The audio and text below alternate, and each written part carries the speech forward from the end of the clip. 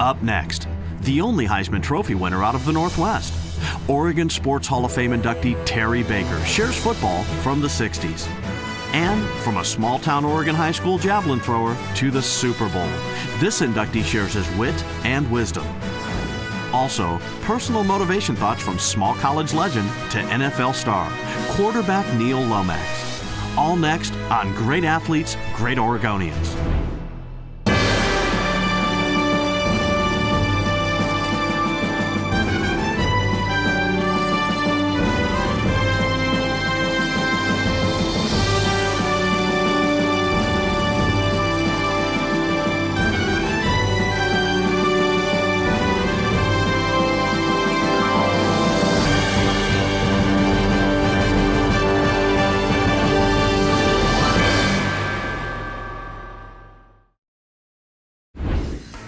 The Oregon Sports Hall of Fame inducted its first class in 1980. It was a diverse group that included Olympians Dick Fosbury, Mac Robinson, Don Scholender, and Oregon State legend Terry Baker. The hall was created by a group of businessmen with the idea that the lessons of sport could have an impact on society.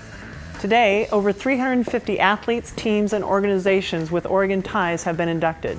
This program shares some of the lessons offered by those inductees. Today's show theme, football. And the most decorated football player in the state. Terry Baker, the schoolboy standout from Portland. Prothro switched from the wing to the T formation to take advantage of Baker's talents. I played sports in college, I think, firstly, because I liked sports. It was fun. You know, it wasn't a job. I didn't ever have thoughts that I was going to go on and play pro ball when I started. It was just I'd enjoyed playing in high school. It was a continuation. Really kind of ended up at Oregon State to play basketball and then ended up playing football. He connected with future All-American Vern Burke for 10 touchdowns. Oregon State, without any conference affiliation that year, finished 8-2 and settled for an invitation to the Liberty Bowl against Villanova in 25-degree Philadelphia in December. Why anybody would have been at the game, I don't know. If I had my choice, I wouldn't have been there. Playing on that frozen ground, it was like a wood rasp. You know, every piece of grass and every irregularity in the dirt and the mud frozen, it just take your skin right off you when you fell on it. Oregon State won the Liberty Bowl by a 6-0 score. Terry Baker scored the only touchdown on an NCAA record 99-yard run on a play he didn't want to call. In my view, it was a dumb play. And I've taken responsibility for calling the play. Tommy Prothro is of the view that he called the play. It was kind of a rollout, a quarterback rollout play, and a couple of the defenders had me in the end zone. They just couldn't make the tackle.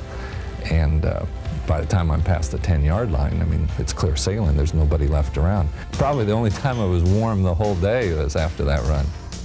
Terry Baker's 3-year record of success concluded with his being named Sportsman of the Year by Sports Illustrated and winning the Heisman Trophy.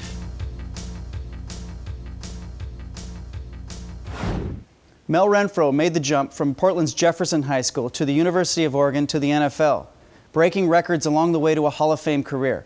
This is his story. In 1962, Mel Renfro became Oregon's 9th All-American. I didn't feel like anybody could stop me. I felt like if you put 11 guys defensively against me, I would find a way to defeat them. Sports was always a game to me. You know, it was never a business.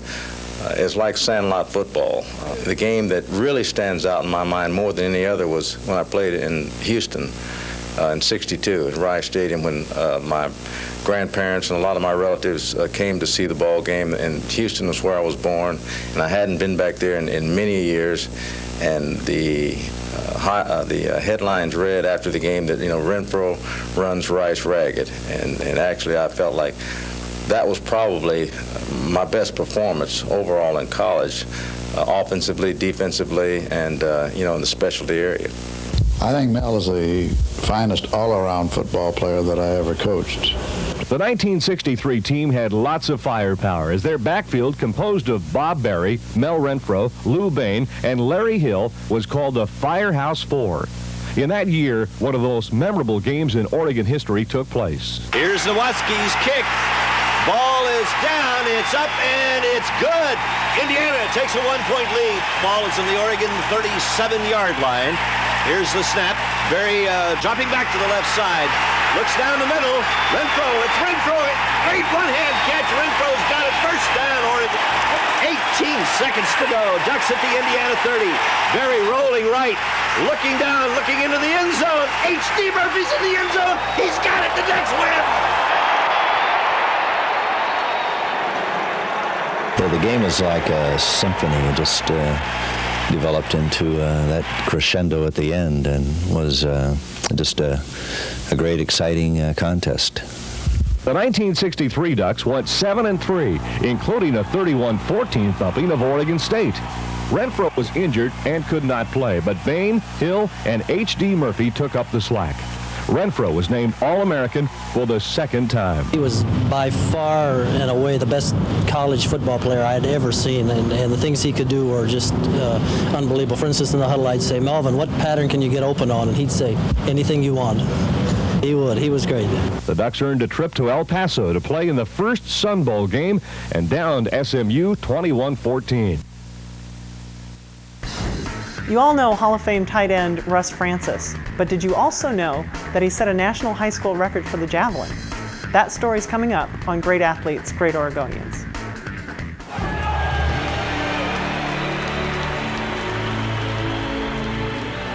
The Hall is pleased to continue its preservation of Oregon's great athletic heritage. We will honor those athletes, past, present, and future, to represent this state with class, character, and the drive to be the best that they can be.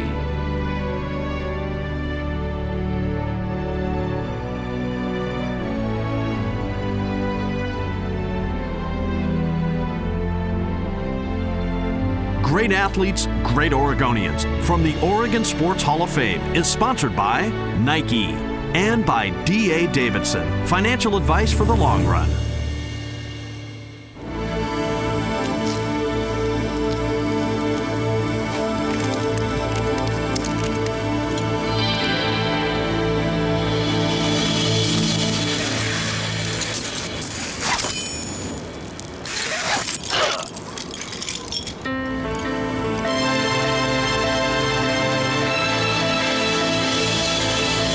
D.A. Davidson, financial advice you can trust. The Oregon Sports Hall of Fame recognizes and celebrates Oregon's rich athletic history. It's built on the premise that the lessons of sport provide a unique opportunity for self-discovery. Through an extensive memorabilia collection and exciting interactive exhibits, the Hall teaches and reinforces character and values. Each year, the Hall commits to lifelong rewards in the form of scholarships awarded to high school student athletes. Contact us about this process and the annual induction ceremony at your Oregon Sports Hall of Fame.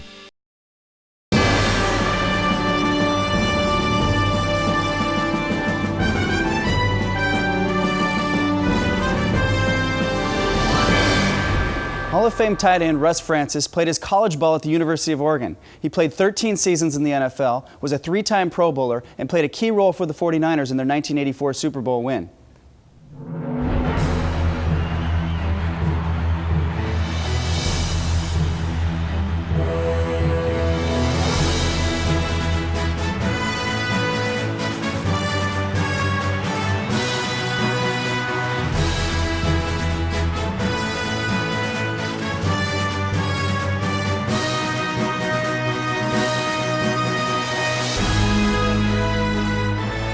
Well, I'd just like to say congratulations to you, Russ. I don't think if there's a tight end that's been around the game that deserves it more than you. It was a pleasure playing with you, and it was a pleasure watching you play. I wish I could have had my whole career with you, but you had to go before I did, and I'm sorry. But I'd just like to wish you the best and say congratulations. But I wanted to thank all the coaches. Bob Darling, who was my high school track coach, he's not here tonight. He is in Alaska. And he made it possible for a kid that had never thrown the javelin before to go out and set a national record. From the day I picked it up, 40 days later, Bob had me throwing at a national level. And I thank him very much. And as I said, the coaches at the University of Oregon. Bill Dillinger was going to try and make it here tonight. He had another pressing engagement. he owns part of a javelin making company, which I didn't know anything about, and they're going to make me a new javelin. And he said it's going to be made to specs for just me. I cannot express to you the feeling of honor and privilege to be here tonight as an inductee into the Hall of Fame, and what the Hall is giving me, this feeling of warmth and honor and privilege. I have something I'd like to give back to the Sports Hall of Fame here at Oregon. I've been hauling this thing around for years. I snuck it in here, nobody saw me, and this is not an easy thing to just sneak around and walk out of your room and walk through the lobby with, but it's something I would like to give to the Hall. If they have room for it, they could put it up next to my football picture, because everybody's been talking about football, but one of the greatest moments of my life was setting the national record, and it was done in Oregon, and it was just broken a few years ago by an exceptional athlete by the name of Art Skipper, who you'll read a lot about because he'll be going to the Olympics. And he broke my record that has stood for 18 years, and I would like to present something to the Hall of Fame and all of you that are going to become members. You will become members? And go down to the hall and check this thing out. I'll be right back.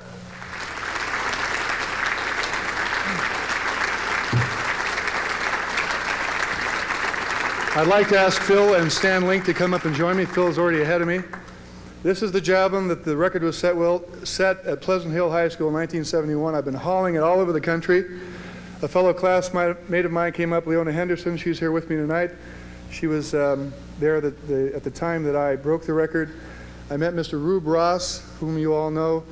He measured the record for the AAU the next day and made it official. This is the javelin. I'd like to hand it to Mr. Phil Stevens. Please take care of it. I'm going to miss you. Thank you all very much. Have a wonderful evening.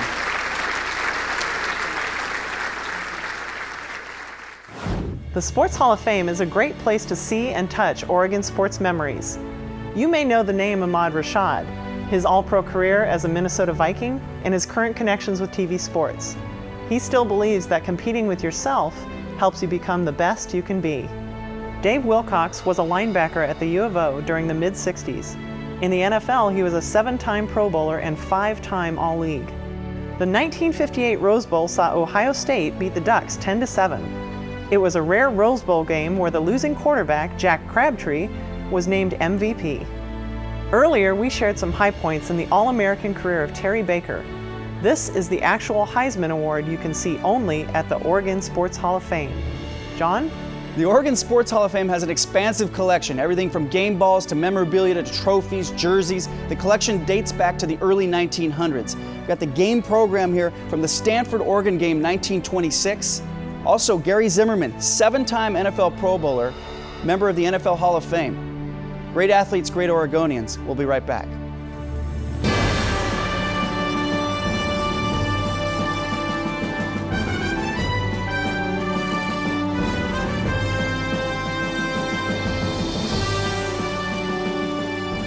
The mission of the Oregon Sports Hall of Fame and Museum is to educate children, adults on the importance of sports in our society and the value of participations and the lessons kind of that are learned therefrom. I definitely receive it with honor because I'm so proud to be an Oregonian. This is many places that I think a lot of our inductees could say tonight. We've traveled and we've been around the country as well as the world, but we know where home is.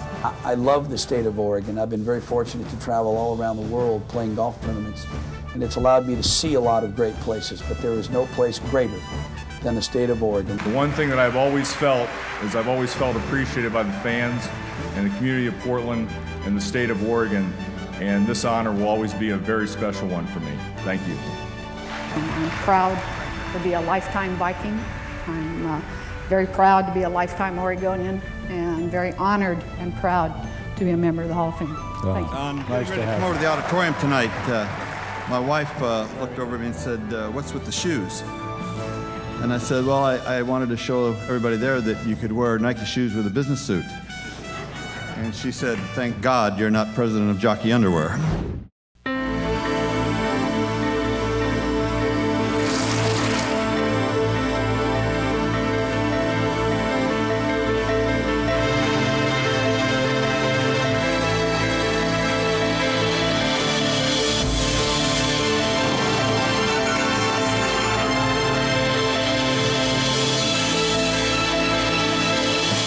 D.A. Davidson, financial relationships built on loyalty.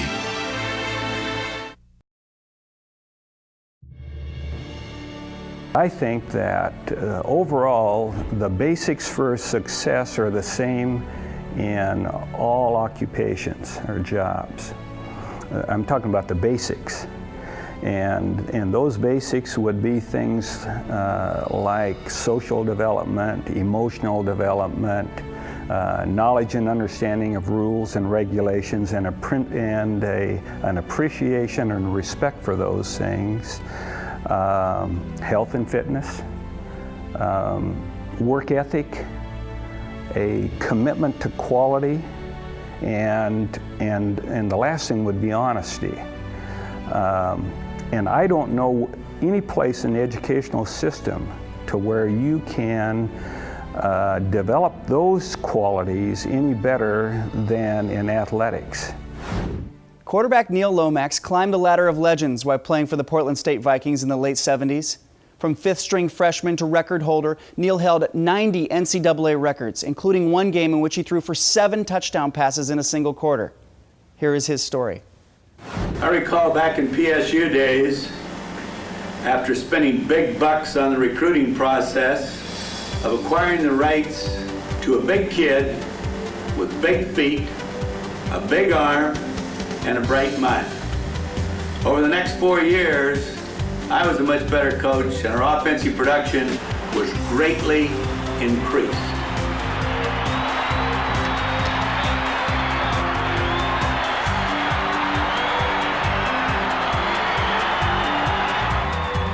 The big kid went on to the big leagues and became very successful in that level of excellence.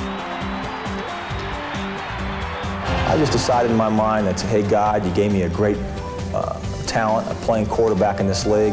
There's only 28, 27 other guys that have that ability to be a starting quarterback in the National Football League.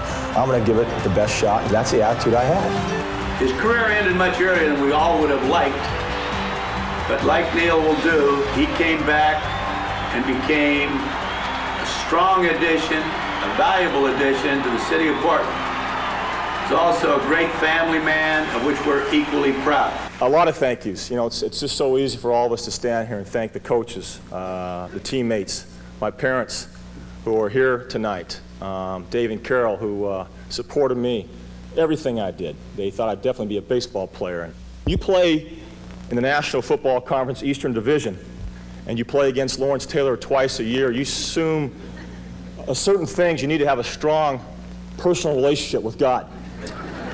I, too, like Russ, like to donate something special to the Oregon State Hall of Fame. It happens to be my left hip. The femoral bone is in New York City right now, and Phil will be mailed to you COD via the Cardinals. Believe me, it'll be COD. But I've been knocked around a lot of years and forced me out after only playing 10 years in the National Football League. But, you know, it's after that, and you make those kind of comments about thanking coaches, thanking friends, thanking family, and you thank God. And I knew all those other things. My family knew him very well, my wife, the coaches. But see, I didn't know God. And I think it's important when you honor somebody and you give them the recognition like you're giving me tonight, I think it's very important for you to know what's the most important thing in my life. And it's not playing football. And that's the exciting challenge that I had to share with younger people. Not that football is the most important thing in my life. Yeah, it's great. It was super. But that isn't the most important thing.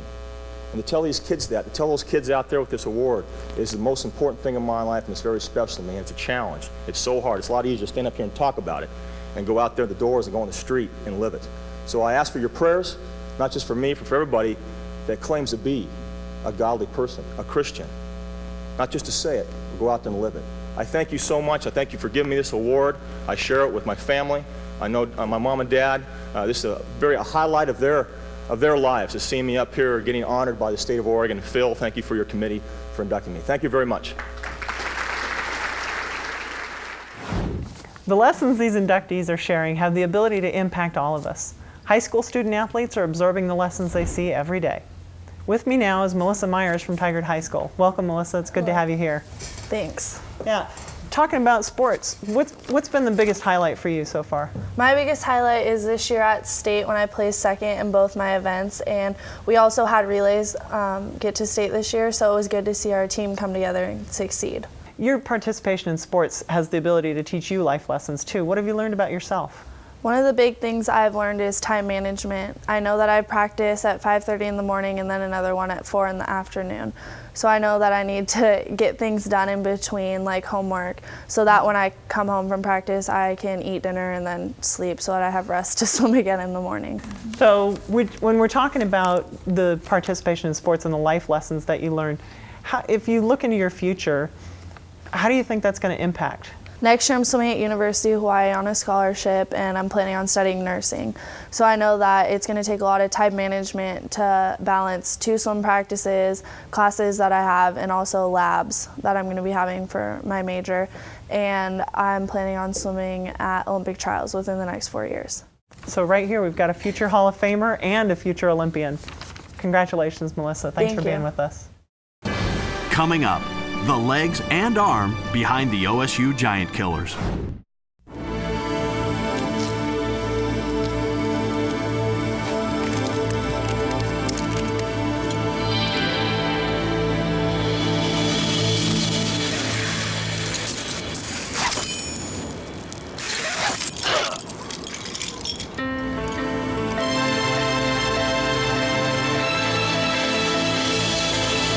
D.A. Davidson, financial advice you can trust. The Oregon Sports Hall of Fame recognizes and celebrates Oregon's rich athletic history. It's built on the premise that the lessons of sport provide a unique opportunity for self-discovery. Through an extensive memorabilia collection and exciting interactive exhibits, the Hall teaches and reinforces character and values. Each year, the Hall commits to lifelong rewards in the form of scholarships awarded to high school student athletes. Contact us about this process and the annual induction ceremony at your Oregon Sports Hall of Fame. Great athletes, great Oregonians. From the Oregon Sports Hall of Fame is sponsored by Nike and by D.A. Davidson, financial advice for the long run. Quarterbacking the famous Oregon State Giant Killers in 1967, Hall of Famer Steve Priest brought speed, a great arm, and a good fit for the DeAndros option offense. In 1965, Steve Priest accepted a scholarship from Oregon State out of Boise's Bora High. Priest had 10 flat speed in the 100 and a good arm.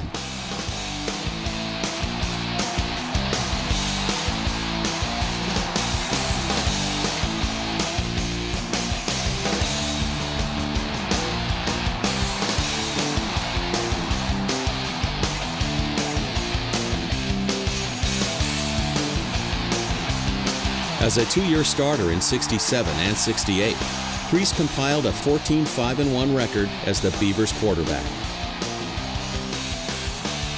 In 1967, the #1 ranked USC Trojans with O.J. Simpson came to Corvallis. Priest led the Beavers to a 3-0 win, and the Giant Killers also beat #2 Purdue on the road and tied #2 UCLA in Los Angeles.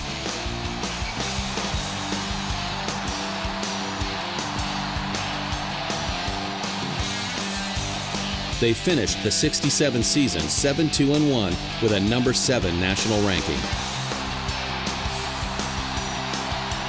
The 1968 Beavers would go 7-3 and finish #15 nationally.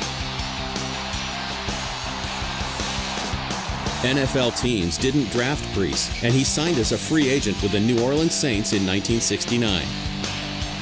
But not as quarterback, as a defensive back. He played with 5 NFL teams, ending his career in 1977 after a year with the Seattle Seahawks. Presently, he works in Portland, but he couldn't leave his football roots in Corvallis. Steve can be regularly heard on all the OSU football broadcasts, providing analysis and insight into football as a Beaver. You know, John, the athletes we watched today were not just great all-around football players, they were great all-around people too. And I think it's important to remember when you look at that, we're in an era of specialization. Parents are pushing their kids to, focus on one sport and be good in one sport year-round. These guys, and I think what the lesson we take from these inductees is that you can have interests in other sports, you can have interests outside of sport altogether, and it can be a valuable thing. That's really true. There are more football inductees in the Oregon Sports Hall of Fame. Look for their stories on future shows of great athletes, great Oregonians.